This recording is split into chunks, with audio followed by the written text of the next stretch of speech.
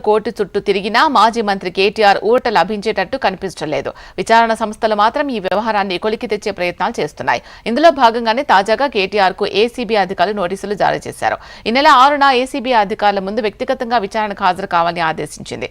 55 కోట్ల రూపాయలు నిబంధనలకు విరుద్ధంగా విదేశీ కంపెనీకి బదిలీ చేయడంతో ఏసీబీ అధికారులు ఎఫ్ఐఆర్ నమోదు చేశారు. ఏసీబీ నమోదు చేసిన ఎఫ్ఐఆర్ ఆధారంగా ఈడీ రంగంలోకి దిగింది.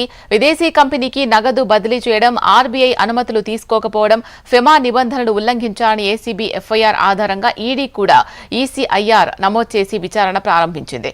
అందులో భాగంగానే కేటీఆర్ కు ఈడీ నోటీసులు జారీ చేసింది. జనవరి 7న విచారణకు రావాలని ఈడీ ఆదేశించింది. ఇదే కేసులో బిఎల్ఎన్ రెడ్డి జనవరి 2న, అరవింద్ కుమార్ రెడ్డి జనవరి 3న విచారణకు రావాలని ఈడీ సమన్లు పంపింది. ఈడీ విచారణకు హాజరయ్యేందుకు గడువు కావాలని బిఎల్ఎన్ రెడ్డి ఈమెయిల్ ద్వారా పంపారు.